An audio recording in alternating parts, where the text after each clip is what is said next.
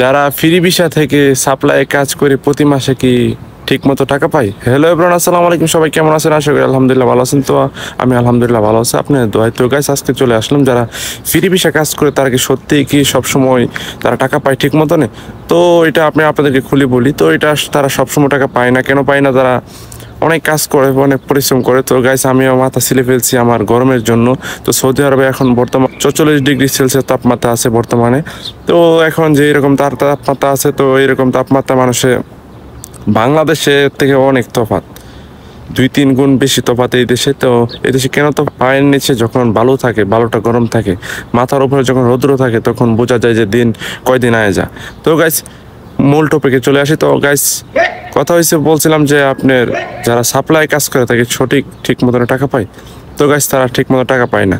কেন? তারা বাঙালি যে সাপ্লাই ঢুকছে, যে সাপ্লাই ঢুইকা বড় বড় যারা কফিল আছে, সৌদি আরবে যারা বড় বড় কফিল আছে, তাদের সাপ্লাই ঢুকে তারাই কিন্তু আমাদের বাঙালি ভাইদেরকে লক্ষ লক্ষ টাকা মেরে খাচ্ছে।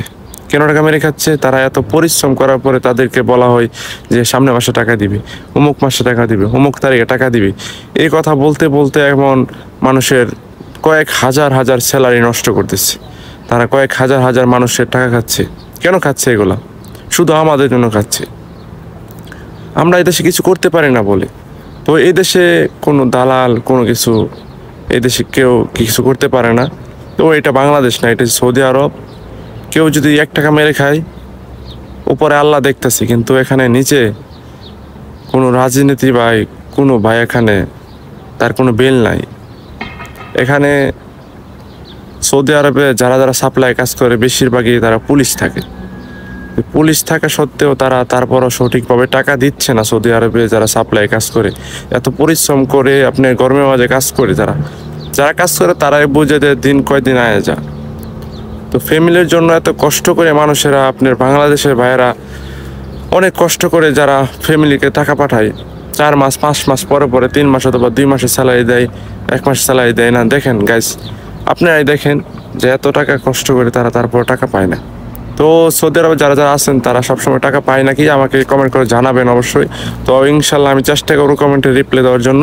তারা কি সবসময় টাকা পায় নাকি আমাকে কমেন্ট করে জানাবেন, যারা সৌদি আরবে আছে অথবা যারা এখন বর্তমানে বাড়িতে আছে, বাংলাদেশে আছে।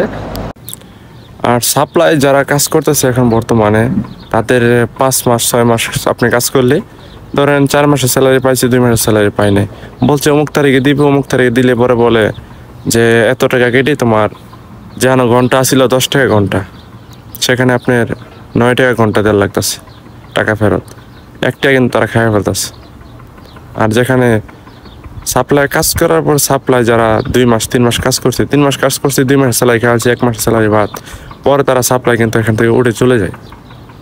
তখন তারা কোথায় যে সাপ্লাই নিয়ে যায় কেউ বলতে পারে না। কিন্তু এখানে টাকা উঠানোর জন্য কেউ নাই। তবে বর্তমানে সৌদি আরবে এই অবস্থায় আছে সাপ্লাই।